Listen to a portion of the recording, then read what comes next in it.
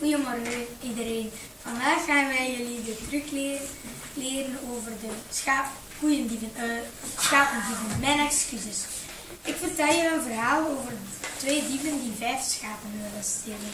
Op een onverklaarbare manier belanden de twee dieven in mijn ene hand en de 5 andere in mijn andere hand. In de Zwitserse Alpen grazen er 5 schapen. 2 dieven willen de schapen stelen. Ze verschuilen zich elk in een schuur, vlak bij de schapen. Dan beginnen ze de schapen voor te stelen. 1, 2, 3, 4, 5. Ze sluipen de schapen op. Plots horen ze een hond blaffen. Snel laten ze alle schapen weer vrij. 1, 2, 3, 4 en 5. Maar de dieven laten zich niet afschrikken. Zodra de hond stopt met blaffen, stelen ze de schapen opnieuw. 1, 2, 3, 4 en 5.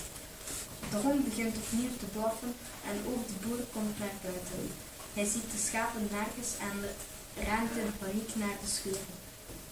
Weet je wat hij daar vindt?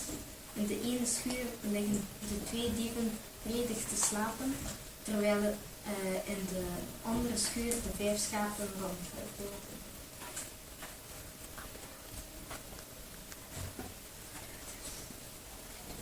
Dit was de truc.